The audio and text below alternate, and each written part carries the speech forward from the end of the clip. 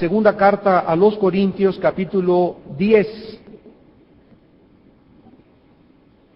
Segunda carta a los Corintios, capítulo 10. Y estamos continuando con la serie titulada La batalla por la mente. La batalla por la mente. Hemos estado estudiando cada miércoles y los domingos que nos ha tocado compartir la palabra también, la importancia de las ideas. Esta noche precisamente ese va a ser el tema, ¿verdad? El mundo de las ideas.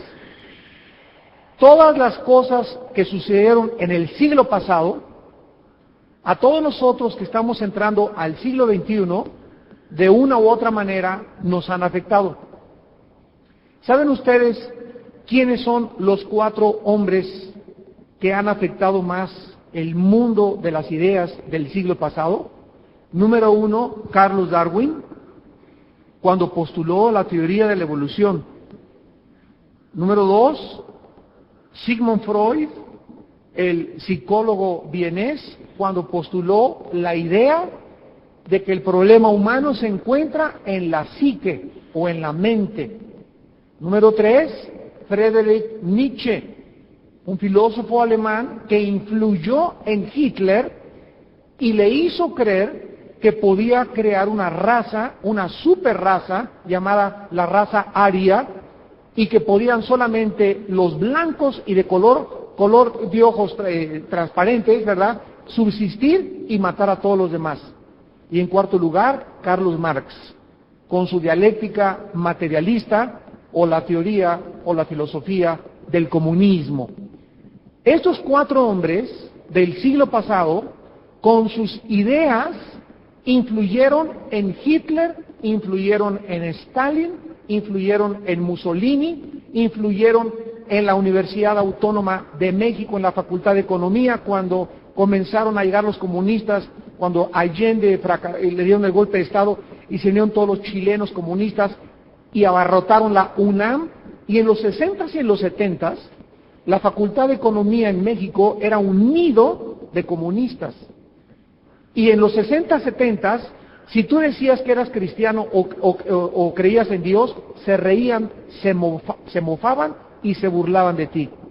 Y todavía quedan en muchas universidades y preparatorias, sobre todo y secundarias, cantidad de maestros ateos que siguen creyendo que Dios no existe. Todas estas ideas, nosotros hemos sido llamados a combatirlas. El cristiano no es una persona que dice, pues yo creo en Dios por un acto de fe o por un dogma de fe, porque me dijeron que tenía que creer y si no lo creo me voy al infierno. Dios nos invita a creer en Él y nos ofrece evidencias científicas, históricas, arqueológicas, geográficas, antropomórficas, de todo, cualquier disciplina científica, para que nosotros tengamos una fe basada no en dogmas, sino una fe basada inclusive en hechos históricos. Por ejemplo, me acuerdo hace como unos 12 años, estaba yo en un programa de televisión con un hombre llamado Guillermo Ochoa. Y me dice Guillermo Ochoa, estábamos en el Canal 2 de televisión, me estaba entrevistando, y me dice, oiga, señor Alducin, ¿usted cómo puede demostrar que Cristo existió? Porque hay gente que dice que lo vio en Toluca comiendo chorizo. Otros dicen que anduvo en Cachemira. Y así son ideas, o sea, la imaginación es algo que no se puede detener. Tú te puedes imaginar lo que tú quieras. Puedes imaginarte que fuiste una cucaracha si quieres. Puedes imaginarte que nacimos en las estrellas. Pero de que te imagines a la realidad hay una grande distancia. Y yo le contesté al señor Ochoa hace como 12 años y le dije, ¿sabe usted qué día es hoy? Y me dijo, el 6 de octubre de 1988. Y entonces yo le contesté, ¿desde cuándo, señor Ochoa, está la humanidad contando la fecha en que vivimos? Ahorita estamos creo que a 10, ¿verdad? O 11 de noviembre. Y me contestó, desde Jesucristo. Y le dije, Cristo es tan impactante en la historia humana que se le llama el gran divisor de la historia. La historia no se cuenta antes de Buda y después de Buda, antes de Mahatma Gandhi y después de Mahatma Gandhi, antes de Hare Krishna o después de Hare Krishna, antes de los mormones o después de los mormones, antes de los gurús o después de los gurús, antes del Dalai Lama o después del Dalai Lama. Se cuenta antes de Jesús y después de Jesús. ¿Por qué? ¿Por qué Jesucristo es el personaje de la historia más impactante que su entrada al escenario mundial transformó la historia? Y cuando tú comienzas a dar este tipo de respuestas, la gente no tiene que contestarte. Y los dejas callados, porque no pueden negar la historicidad de Jesucristo. Entonces son ideas que comienzas, ¿verdad?, a debatir, y por eso los cristianos, el interés que tenemos en estos estudios es de que tú tengas herramientas. Nos estamos enfrentando a un mundo cibernético, a un mundo de ateos, a un mundo donde los valores están totalmente distorsionados, un mundo donde en los programas de televisión ya ahorita están las parejas intercambiándose parejas, los casados, para ver un examen de cómo se comporta y se aguanta la tentación de vivir con otra mujer que no es esposa o estar con otro hombre que no es esposo. A ese grado de depravación, de vulgaridad, y ahora sí que podríamos decir programas para retrasados mentales. A ese grado hemos llegado en el mundo, donde ya los valores no están realmente existiendo. Y este mundo tenemos nosotros que pelear contra este mundo. Tenemos que pelear contra esas ideas, tenemos que adoctrinar a nuestros hijos, tenemos que ganar a la gente y abrirle el corazón y mostrarle que la Biblia tiene suficientes respuestas para que podamos nosotros entender que nuestra fe es inconmovible. Como dice Pablo antes de morir, yo sé en quién he creído y sé que Él es fiel para guardar mi depósito en aquel día. En la segunda carta a los Corintios, capítulo 10, versículo 4 al versículo 5, dice Pablo, porque las armas de nuestra milicia, sabemos que la palabra milicia es un término militar, o sea, la Biblia nos describe como soldados a los cristianos. Estamos en un campo en este planeta de batalla, y la guerra está encarnizada, y solo los valientes arrebatan el reino de Dios. Sabemos que las armas de nuestra milicia no son carnales. ¿Cuáles son las armas carnales, las armas del mundo? La venganza, una pistola, me pegas, te pego, te voy a matar, rifles, etcétera, etcétera. Las armas del cristiano, para poder ganar, no son las armas que usa el mundo, se les llama carnales. La Biblia dice, si tu enemigo tiene sed, dale de beber. Si tu vecina la trae contigo, regálale una pizza, llévale un pastel. Porque si tú usas las armas del mundo, que son, me lo hiciste, yo te pego, y te voy a tumbar tu puerta tú también, y no sabes con quién te estás metiendo, y no sabes que yo, y sacas la charola, la prepotencia y la arbitrariedad, esa forma no es la forma que Dios quiere que actuemos. Dios nos da otras armas que nosotros no conocíamos antes de ser cristianos, y son armas espirituales. Y si tú crees que estas armas que Dios nos da son las verdaderas, eres más que vencedor. Y vas a descubrirlo cuando lo practicas, que verdaderamente funciona. Cuando dice la Biblia, no le pagues a nadie mal por mal, mía es la venganza, dice el Señor, no seas vencido de lo malo, sino vence el mal con el bien, Romanos capítulo 12, en ese momento descubrimos que es la forma de ganar. Si una persona me hace un mal a mí, me lanza una lanza, y yo le contesto de la misma forma, lo único que hago es echarle fuego a la chimenea, para que el conflicto crezca más. Pero si la persona me agrede y yo oro por ella y la bendigo, los demonios de esa persona los desarmo con el amor y el perdón que yo tengo, y Dios se encarga a esa persona de detenerla para que no me siga lastimando. Pero yo necesito creer que es Dios el que va a intervenir contra mis enemigos y yo no tomar venganza por mi propia mano. Estas son las armas espirituales que Dios tiene para los cristianos en la Biblia. ¿Por qué creen que Cristo no se bajó de la cruz? ¿Qué le gritaba a la gente? Si tú eres realmente el Cristo, el Hijo de Dios, bájate. Bájate. ¿Qué pasó cuando Cristo en el huerto de Getsemaní llegaron los soldados y puso sus manitas así y lo amarraron? Y se quedó Pedro, tenía Pedro de espada aquí en la mano. ¿Qué hubo? ¿Cómo que? Pues no, que cuando entraron los soldados, Pedro vio que les contestó a los soldados, llegaron los soldados preguntando, ¿quién es Jesús el Cristo? Y contestó, yo soy. Y dijo Jesús, yo soy. Y se fueron todos los soldados para atrás con la pura palabra de Jesús, demostrando que con la pura palabra los podía vencer, pero no era el plan de Dios. No era el plan de Dios. Y cuando se deja capturar Cristo y lo amarran como una oveja, en medio de sus trasquiladores enmudeció y no abrió su boca, los discípulos se confundieron y se echaron a correr, porque dijeron, ¿cómo es posible que él, lo vimos, que detuvo el viento, detuvo el mar, resucitó a Lázaro, con la palabra ahorita hace 5 minutos tumbó a los soldados? ¿Por qué se deja crucificar, golpear, sangrar y poner clavos en sus manos y en sus pies? Porque era el plan de Dios. Que Jesús venciera a través del amor. El amor es el poder más grande del universo. El odio es la antítesis, lo contrario al amor. Y si tú en tu corazón tienes odio, rencor y amargura, ¿sabes una cosa? Te estás, en primer lugar, autodestruyendo. Estás como el cuento de Pepito que traía una tarántula, creo que se los conté una vez, traía una tarántula aquí Pepito, y le dice Paquita, ¿para qué traes esta tarántula, Pepito? Y le dice, ¿por qué ando buscando a Panchita para aventársele y que le pique por lo que me hizo ayer? Y le dice Paquita a Pepito, ¿sabes qué? Antes de que se la avientes a esta niña, ya te picó a ti primero.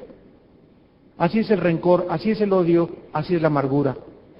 Cuando queremos vengarnos de alguien, cuando tenemos coraje contra alguien, estamos primero lastimándonos a nosotros, y ahorita los cardiólogos, los gastroenterólogos, los neurólogos te dan testimonio de esto. Una persona que no tiene paz en su vida, que está ansioso, que está demasiado preocupado, que es demasiado nervioso, demasiado corajudo, tiene úlceras, problemas cardiovasculares, ataques al miocardio, arritmias cardíacas, problemas gastrointestinales, y afectas toda tu salud por el estado mental en que te encuentras. Y esto es un hecho científico comprobado, y la Biblia hace 2000 años nos dice, la paz les dejo, mi paz les doy. Porque las armas de nuestra milicia, 2 Corintios 10:4, no son carnales, sino poderosas en Dios para la destrucción de fortalezas. ¿Contra qué estamos peleando? ¿Qué es una fortaleza? Antiguamente las ciudades tenían, todas las ciudades, unas bardas, unas murallas inmensas, y rodeaban antiguamente todas las ciudades por evitar que algún día el enemigo pudiera entrar. Entonces tenían guardias en las murallas y estaban acantonados los ciudadanos en las murallas, protegidos con esas fortalezas.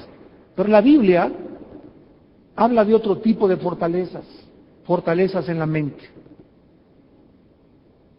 Cuando yo vine a Cristo, por ejemplo, yo era comunista antes de convertirme a Cristo. Yo formé parte del Partido Comunista en México. Y yo era un convencido que el comunismo, Marx, la dialéctica materialista, la lucha de clases, la violencia, el golpe de Estado, eso es, vamos a luchar, ¿verdad?, a derrocar a los políticos y esto y el otro, y establecer la justicia. Y me comencé a decepcionar cuando vi a Fidel Castro, cuando vi al Che Guevara, cuando vi a Nikita Khrushchev, cuando vi a José, cuando me di cuenta que era solamente de la boca para afuera, que no estaban ni siquiera convencidos ellos mismos de su filosofía que ellos creían. Y cuando me di cuenta de eso, y entré al cristianismo a través de mi hermano que me dio a Jesús, ¿Qué había en mi mente cuando me convertí? Había una fortaleza. O sea, son como una pared de ladrillos, de ideas, que poco a poco, cada estudio bíblico, comienza la palabra a tumbarnos esos ladrillos y a derribar esas fortalezas mentales que tenemos para que ya pueda la palabra de Dios entrar de lleno a mi mente y poder decirle a Dios, Padre Santo, ahora creo, ahora entiendo, ahora te alabo, ahora te bendigo, porque es tan clara tu palabra, como dice en Proverbios 8. La palabra de Dios no hay nada perverso ni torcido en ella.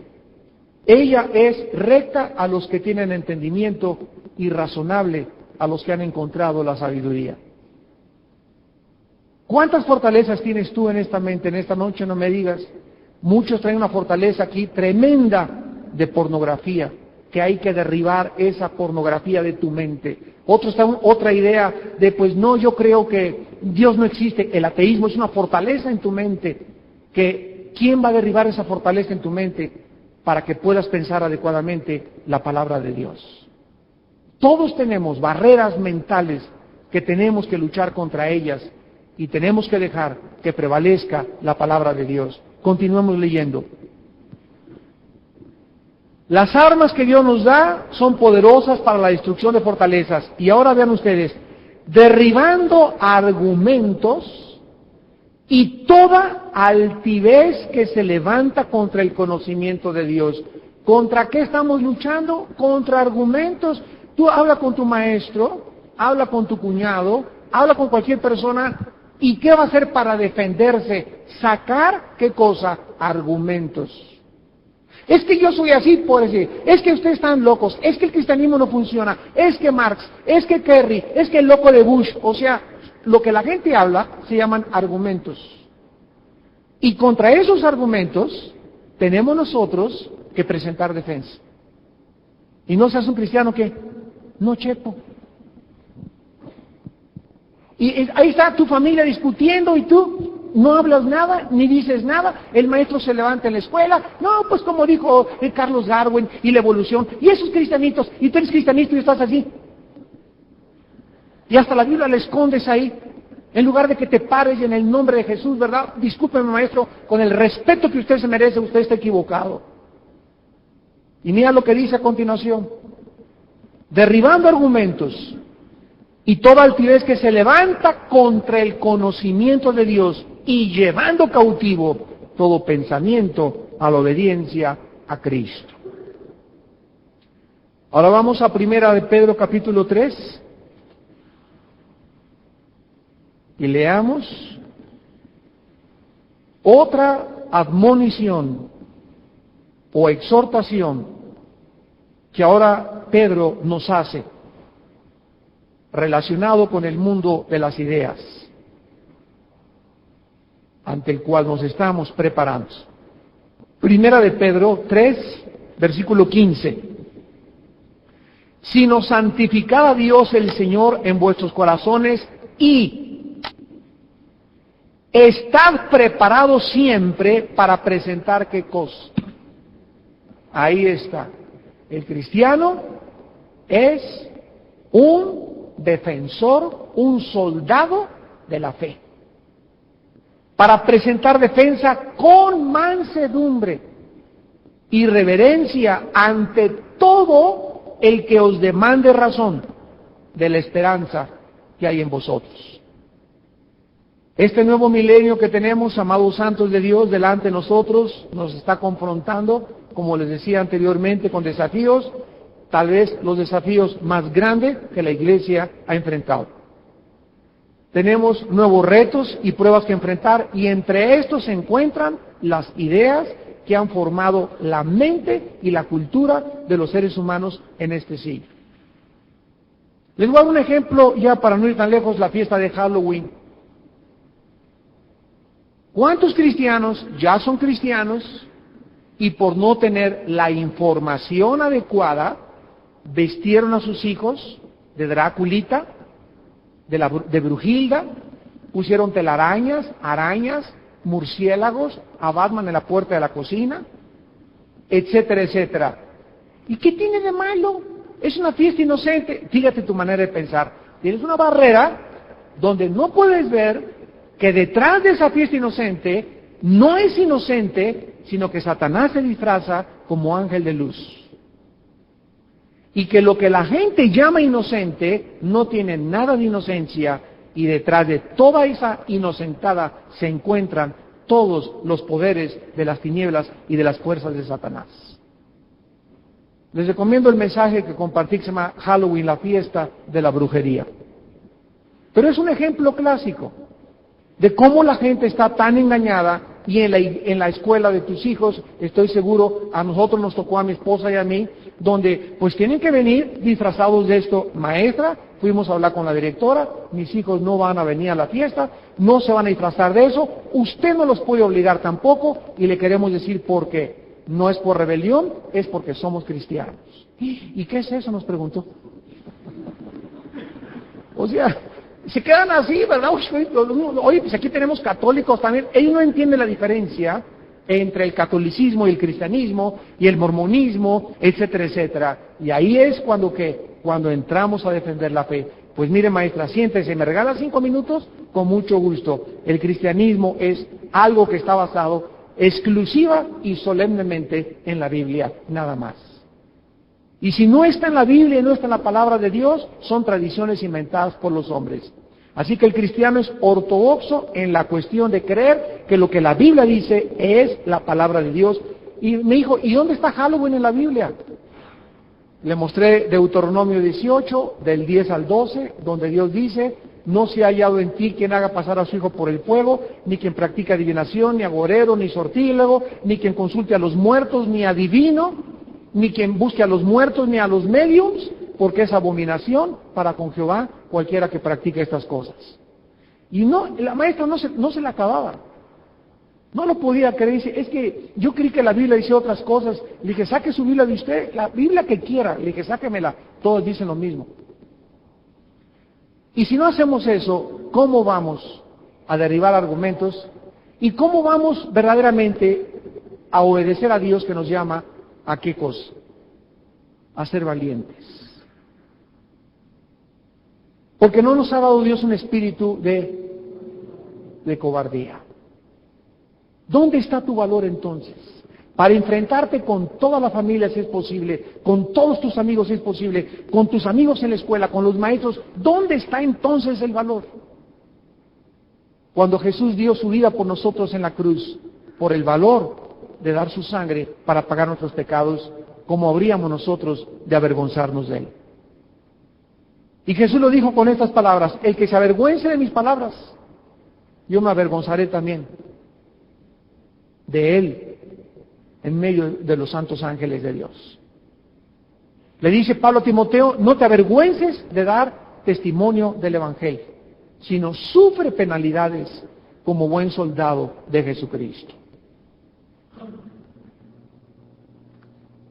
La cultura en la cual nosotros estamos viviendo es una cultura de violencia, de banalidad, de falta de significado. Antier, entrevistaron a este cantante muy famoso, Luis Miguel. Y mi esposo y yo estábamos viendo la entrevista y le preguntan a Luis Miguel, cantante muy famoso en México y en América Latina, y le preguntan, ¿eres feliz? Y contesta, no, de vez en cuando. Porque lo más importante que ahora he descubierto es que he descuidado mi vida espiritual. Soy la persona más vacía y más sola de este mundo. Todos los chavos, oye, pero si yo quisiera ser como tú, mano, todas las chavas te caen ahí en el piso. Tienes casa por acá, tienes avión, eres famoso, tus canciones por todos lados. Eso es lo que vemos. Caras vemos, corazones no sabemos. Elvis Presley, que tenía sus defensas de oro, que tenía 500 mujeres esperando para acostarse con él en Memphis, Tennessee, antes de morir se puso como cucha, así, de tanto chocho, se volvió homosexual, se metió con su guardaespaldas. Su esposa lo abandonó porque descubrió que tenía relaciones ya con hombres, ya estaba cansado de las mujeres, ahora se metió con los hombres, y después de los hombres brincó a las drogas. Y sus últimos conciertos en Las Vegas, Nevada, ya no podía ni siquiera hablar, ya no había hilación en sus pensamientos. Elvis Presley, el rey del rock. tu mero ídolo. Britney Spears, otra muchacha, ¿verdad? Muy famosa ahorita, hace una semana declaró, estoy harta, me voy 2 años, ya no quiero saber nada, me retiro de los conciertos. Gloria a Dios, dije yo en mi corazón. Gloria a Dios que en este retiro, dice, ya estoy harta, estoy cansada de la fama, cansada de los aplausos, cansada de todo, quiero una vida normal, quiero casarme, quiero tener hijos, quiero tener paz y no tengo paz. Pero nosotros, repito, anhelamos ser como los famosos. No, ahí yo quisiera ser como el jefe del PRD, el jefe del PRI, o el presidente, o el gobernador, y vemos esas figuras políticas también, o las figuras de los deportistas, y no sabemos que detrás de los políticos, detrás de los artistas, detrás de los deportistas, detrás de la gente famosa, no es cierto que se encuentra la felicidad. No es cierto. Si pudiéramos entrar a sus corazones y a sus casas y ver sus matrimonios y la vida como viven, descubrirías que todo es una apariencia. Tenemos pues el mandato de defender el Evangelio y de comenzar a entender lo que significa el mundo de las ideas. Quiero darles un ejemplo de la degradación, tal vez muchos de ustedes no estén conscientes, de la degradación en el área de la educación. Todos ustedes son maestros normalistas o abogados o tienen acceso, ¿verdad?, a los jóvenes y pueden compartir. Es increíble de qué forma se ha degradado la educación en las escuelas secundarias, preparatorias y universidades. Vean ustedes los siguientes botones de muestra. El 85% de los maestros en América Latina de educación secundaria y preparatoria son ateos, evolucionistas e inmorales. ¿Qué fundamentos podemos esperar que estos maestros puedan darles al educar a nuestros hijos? Pero es que para el mundo que nos rodea no es importante ser moral para ser culto y sabio. Ahora que hubo las elecciones en Estados Unidos entre Kerry y Bush, bueno, hay gente que se ha hasta suicidado en Europa de que ganó Bush. ¿Y saben ustedes lo que sucedió? Que Dios ha prolongado en Estados Unidos su misericordia. Bush es un hombre que ha sido perseguido, atacado, calumniado, criticado por los medios de comunicación que están haciendo que el cristiano inclusive forme sus ideas de lo que dice en el Canal 13, lo que dice en el Canal 2, lo que dicen los noticieros, lo que dicen los periódicos y no la realidad. Y ahora que entrevistaron a la gente en México, ¿por qué crees ahora tú que no votaste por Bush? ¿Saben lo que contestaba la gente? Porque va a haber más guerras. No sé cuántos vinieron aquí el domingo a la conferencia que ofrecimos sobre el deber del gobierno. Cuando una persona dice, es que si ese presidente va a entrar va a haber más guerras, la gente que está hablando no sabe algo que la Biblia dice, hay guerras que son necesarias.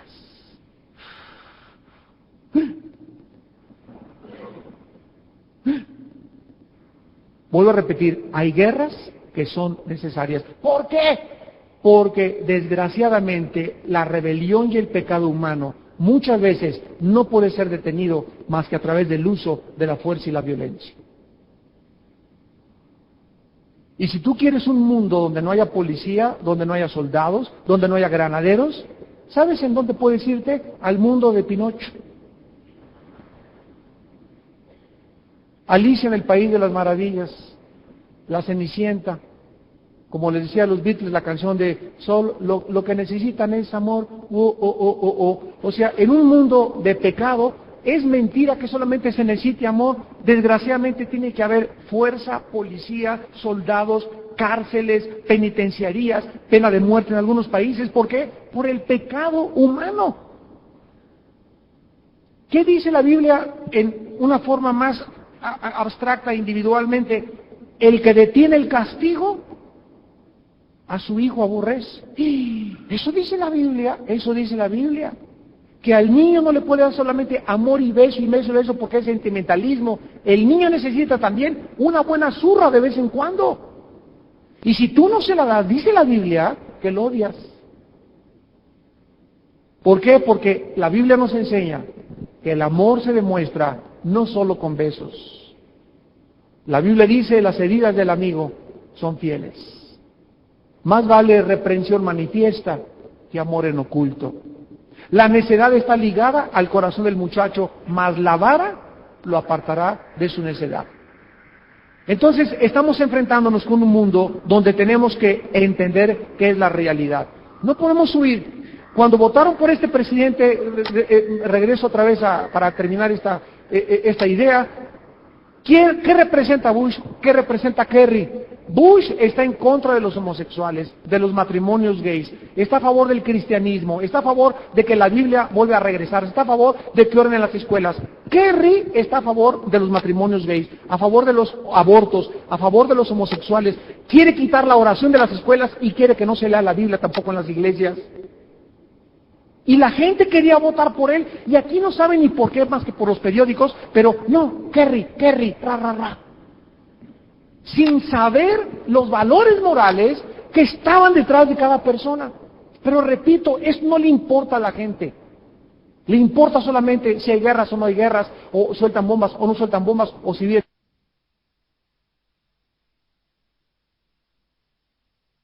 de las personas. A Clinton lo hicieron un héroe y tuvo una relación sexual en la Casa Blanca con una muchacha de 18 años. Y es un héroe ahorita y lo siguen tratando como si fuera un héroe, porque a la gente no le importa si es homosexual el presidente.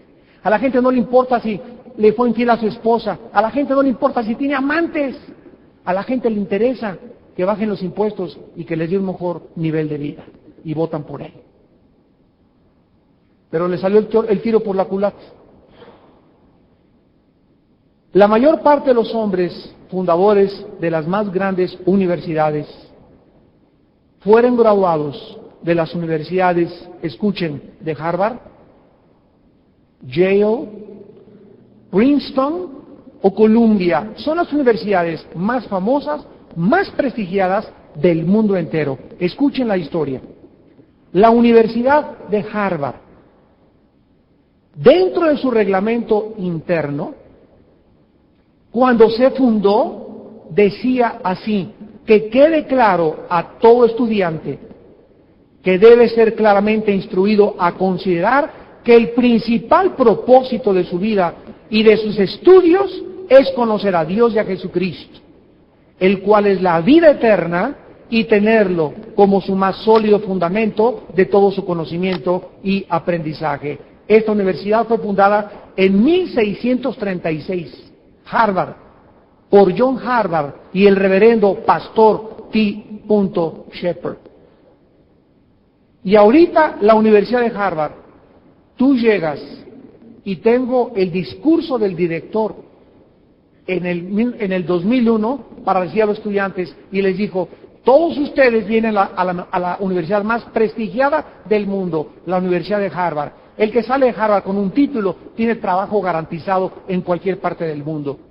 Pero quiero decirles a ustedes que aquí no nos interesan los valores, porque no hay valores más que relativos.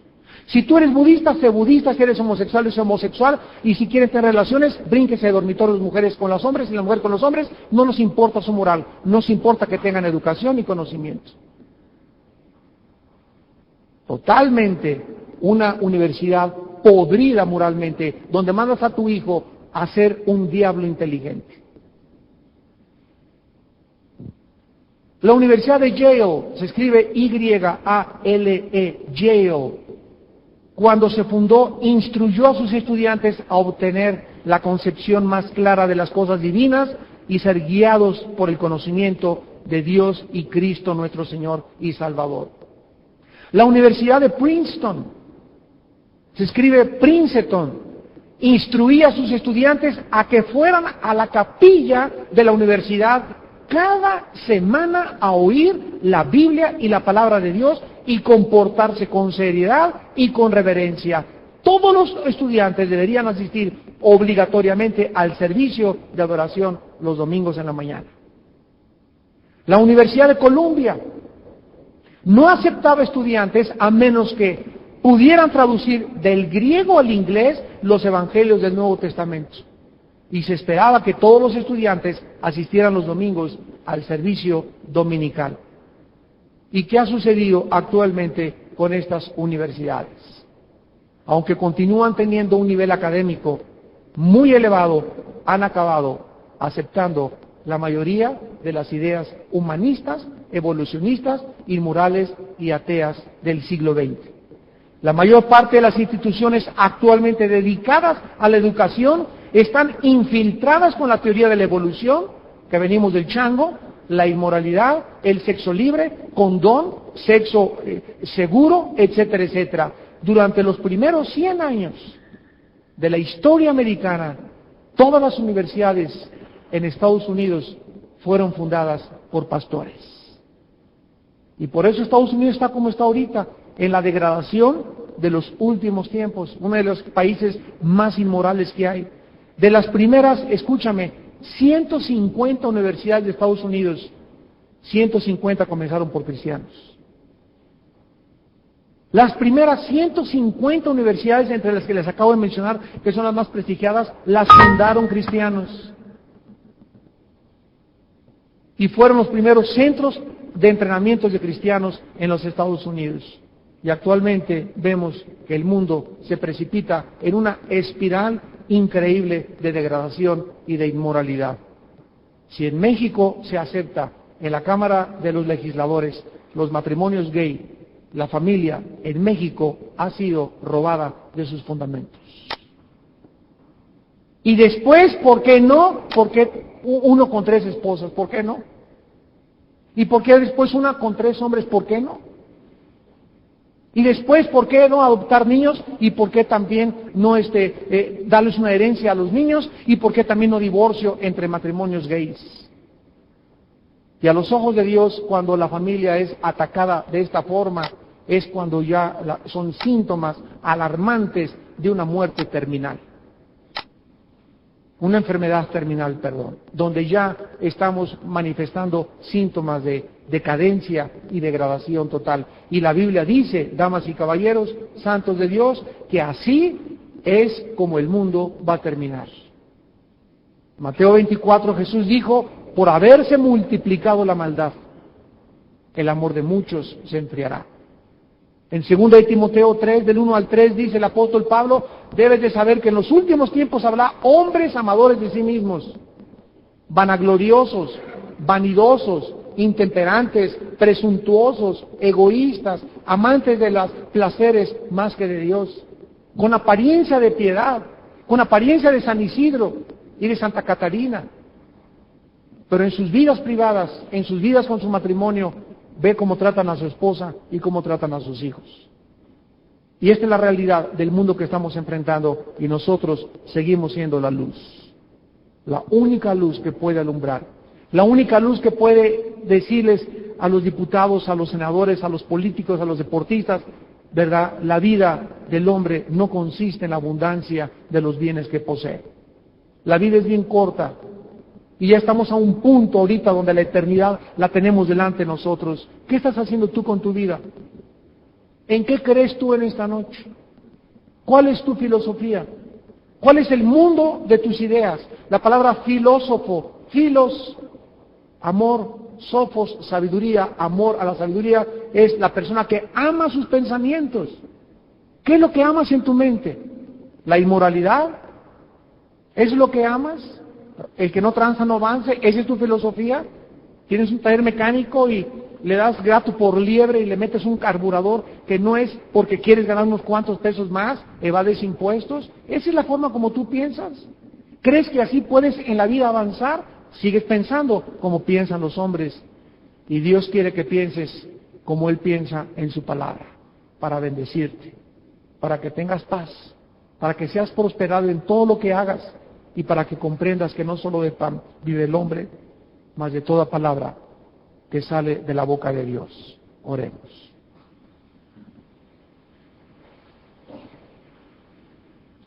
Padre, te damos gracias porque tenemos una luz. Porque no estamos en tinieblas, somos hijos de la luz, no somos hijos de las tinieblas ya. Porque ahora estás interesado en que cambiemos nuestra manera de pensar, que adaptemos nuestras ideas a tu palabra y que sea tu palabra la que prevalezca en nuestros corazones, razonamientos y decisiones de la vida. Te damos gracias por tu Hijo Jesucristo, que murió en una cruz crucificado y derramó su sangre para perdonar nuestros pecados y pagar una cuenta que nunca hubiéramos podido nosotros pagar con ninguna buena obra que hubiésemos podido hacer. Porque la salvación es por gracia y no por las obras, para que ninguno se enorgullezca. Te damos gracias por habernos sacado del pozo de la desesperación, de la cueva oscura donde vivíamos, y haber alumbrado nuestra mente por medio de la iluminación del conocimiento de tu Hijo Jesucristo. Te damos gracias porque has traído a nuestra vida paz y nos has enseñado en qué consiste la verdadera felicidad. Tu palabra dice: dichosos los íntegros de camino, los que guardan la ley de Jehová, los que con todo el corazón le buscan. Dichosos aquellos que guardan sus mandamientos. Dichosos cuando son perseguidos por causa mía. Dichosos si tú tienes a Jesús en esta noche en tu corazón. Tal vez en esta noche hay alguna persona o varias personas que vinieron a esta conferencia vacíos, confundidos todavía de la vida, buscando, otros atrapados en una esquina, sin esperanza de que tus asuntos se arreglen, de que tu matrimonio cambie, de que tu vida sea transformada. Pero esta noche Dios te dice: yo tengo el poder de cambiar tu manera de vivir. Yo tengo el poder de transformar tu matrimonio. Yo tengo el poder de cambiar a tus hijos. Yo tengo el poder para darte tu vida el perdón de tus pecados. Yo soy Dios y no hay Dios fuera de mí, dice el Señor y Padre de Jesucristo. ¿Qué tengo que hacer? Me preguntarás esta noche, para que yo pueda salir de este lugar cambiado, transformada mi vida e iniciar una nueva aventura para seguir a Jesús. La Biblia dice, en primer lugar, que te arrepientas de tus pecados, que reconozcas que has ofendido a Dios con la forma como vives, y la paga del pecado es la muerte. Pero el regalo que Dios te da es vida eterna en Cristo Jesús. En segundo lugar, tienes que creer, dice la Biblia, que Jesús en la cruz pagó con su sangre por tus pecados y por mis pecados.